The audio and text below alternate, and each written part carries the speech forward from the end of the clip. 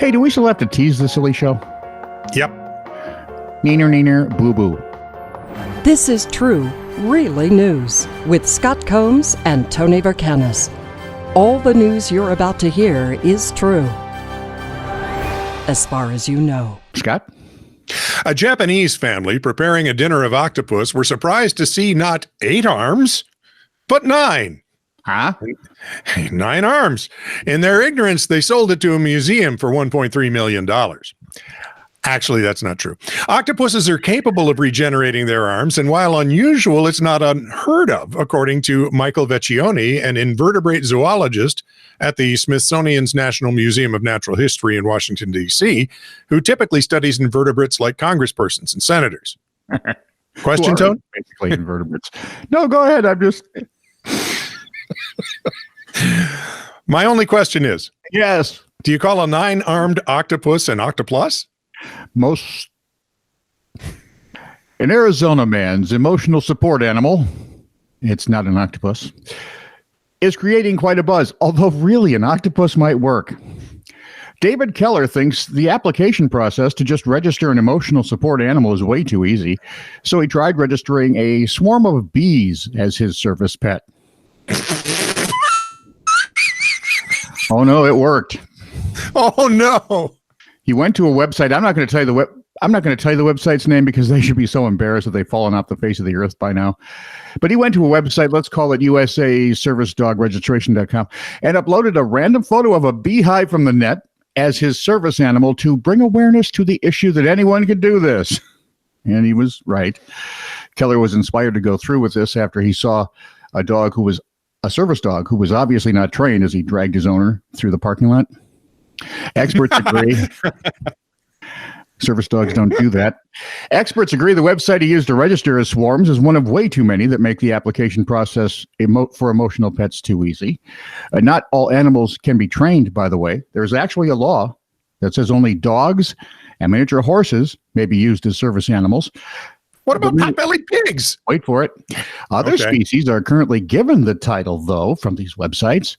We also have learned of an emotional support squirrel, peacock, monkey, and alligator.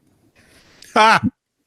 Dogs and miniature horses, though, are the only ones cleared to fly as service animals, although emotional support dogs in tutus were recently booted from a flight after showing signs of distress.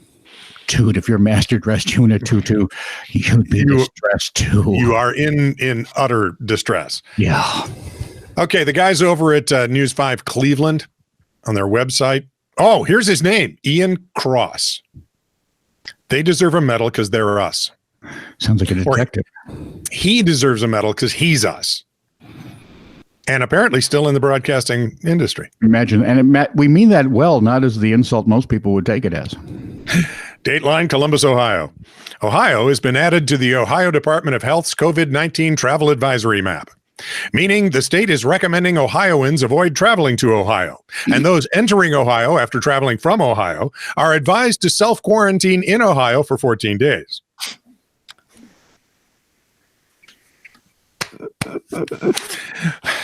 Ian Cross, closed circuit feed down the Love Network.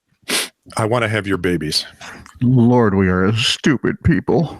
Obviously, outside of The Matrix or a Christopher Nolan movie, this is physically impossible.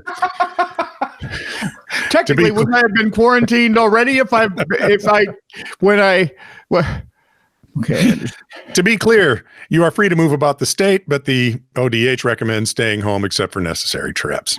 Back to you, Tone. A New Zealand man facing the axe at work brought a support clown to his recent redundancy meeting.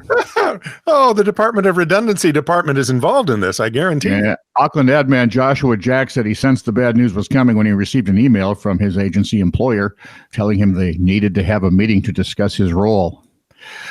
Yeah. In an interview on Magic Talk Radio, Jack said the email did talk about being able to bring a support person. So I thought it's either something really good or worse. I thought it was best to bring a professional. So I paid $200 and hired a clown. News of the support clown quickly proliferated when the New Zealand Herald published a picture of Jack having a rather serious meeting with the emotional support clown. And two employers seated across from him. Jack did actually get fired, not because of the clown. The clown, though, played a key role. He mimed crying as Jack's employer slid the redundancy paperwork across the table and then created a balloon unicorn and poodle to lighten the mood. You know, I would do that job. If somebody asked me to do it, I would do that job. In a heartbeat. Not wearing the nose, though. This is true, really news. Send email to TITR@netradio.network.